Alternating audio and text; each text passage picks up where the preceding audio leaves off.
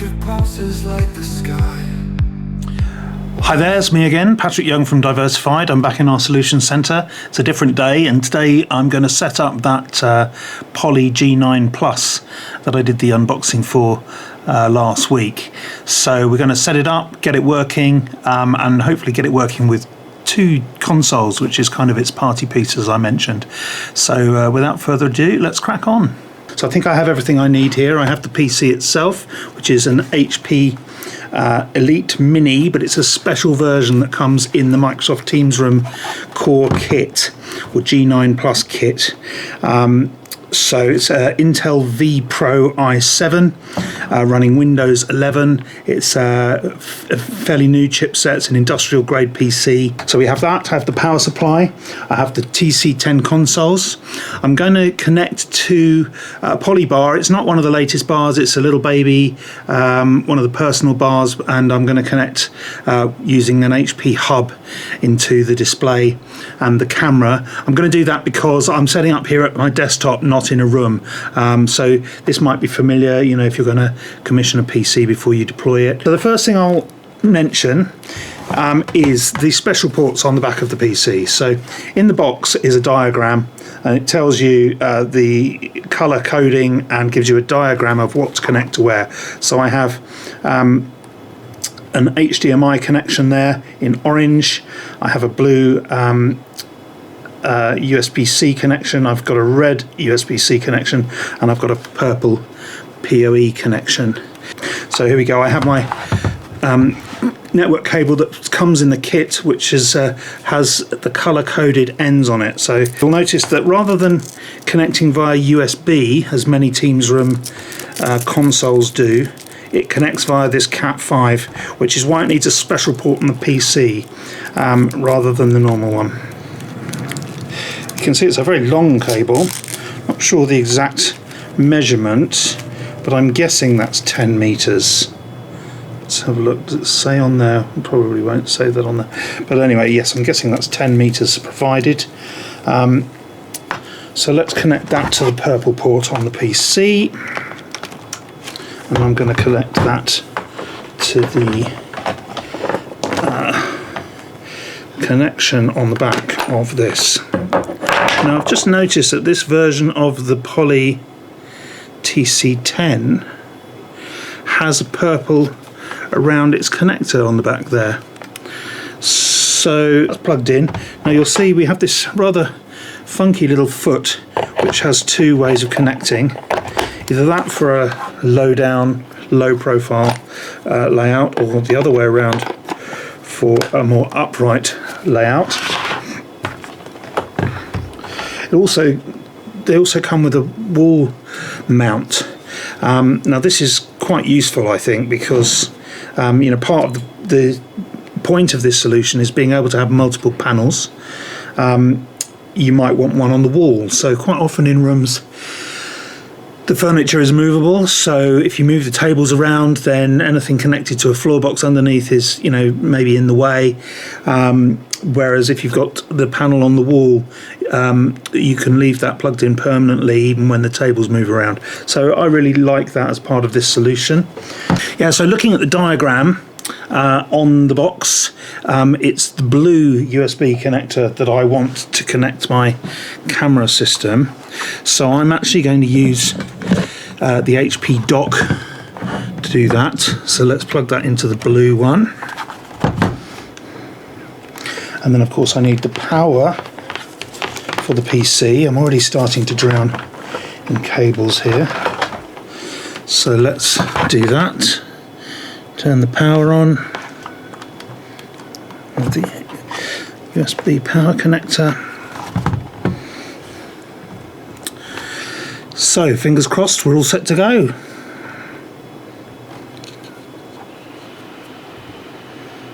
You can hear it. There is a little light. Yes, there is a little light on the button, so I can see that that is working. Nothing's happened with the monitor yet.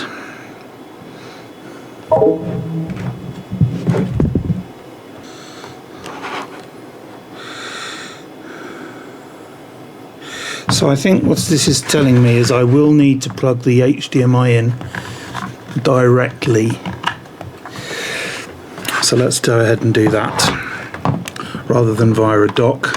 I do have multiple displays on here. I've got 2 HDMIs and 2 display ports, but the orange one is the primary one, so I'm going to use the orange connector for the HDMI. And now I've got my out of box experience. I'm hoping. There was a moment there where I wasn't sure anything was happening. I think I hadn't powered the PC on properly, but I've done that now. And yeah, it took a moment. So the TC10 woke up, asked me to change the language, and it was looking for devices. And then it said it is connected to a Teams room. And now it's setting itself up. And we'll go through the normal out-of-box setup experience for a Teams rooms on Windows. What's interesting there is I know that this device is a Android device in its own right, but when I plug it into that special port on this PC, it works as a USB connected touch panel, just like on a normal Windows Teams room.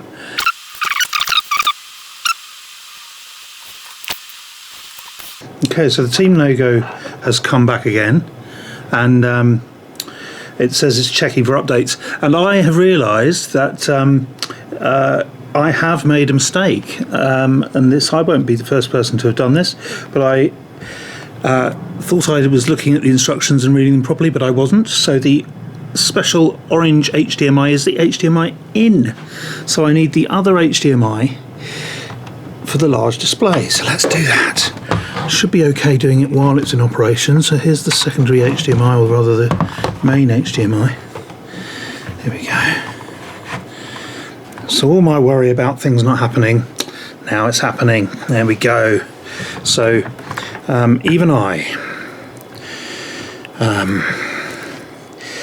say even I, of course I've made a mistake. Right, there we go. So checking for updates, that might be another long wait, but anyway, I just wanted to point that out. So the orange port on the back of this PC is for HDMI ingest, not for the big display.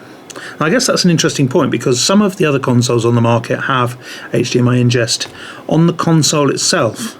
There are ups and downs to both of these approaches, so I think I prefer to have the HDMI ingest, which is essentially a capture card built into the PC. It means running a bit more cable, of course, but it means you have options on where to plumb that to the front of the table or to multiple ports. You could put HDMI switches in place and this sort of thing. So I think it's a little bit more versatile if you run the cable back to the PC. I also noticed with the solutions from the other vendors that you know, the connection direct to the PC is normally a bit quicker, so a couple of seconds when you plug in, whereas when you plug in through the connection on the console, that can take a little bit longer. So I'm not going to mention any competing vendors in this video, of course, but I have noticed that. So I kind of like this approach. It's neat as well. It means you don't have another cable coming out the back of the console on the table, another cable for someone to pull out or damage in some way. So yeah, I think I like that approach. Okay, so I went off and got myself a well-earned cup of tea, and I've returned to discover that it's almost finished its updates. It may reboot once or twice more, but I think that whole process has taken 10 to 15 minutes, which is probably what you would expect. It's much better than the old days where sometimes you might be leaving it overnight to bring itself up to date. Now the new experience means that you're up to date before you really get going, which is great, I think. Okay, so actually took about half an hour in the end for it to run through its updates, update its own firmware, check it was on the latest version of Teams Rooms, restarted a number of times. A little bit frustrating, but you know, as I explained earlier, it's been in its box since it was packed in a factory many months ago, so you kind of expect that both from a Windows update point of view and Microsoft Teams Rooms update point of view. So anyway, here we are. I have the get started icon here. So I'm going to do that. Oh, here we go. I have the end user agreement from Microsoft again. I'm going to accept that. I'm going to do a manual setup. So here we are. I've signed in.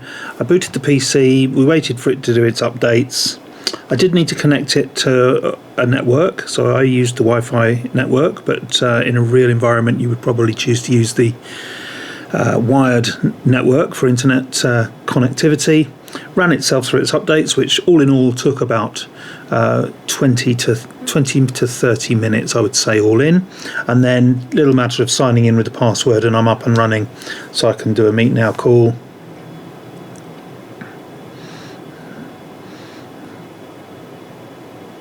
There we are, I'm straight into the call. Now I'm actually connected to one of Poly's personal bars rather than one of their meeting room bars, but that works just fine for the benefit of this demonstration. So straight into a call works absolutely fine. Now the next part of the experiment is to try to connect a second console, which is one of these products.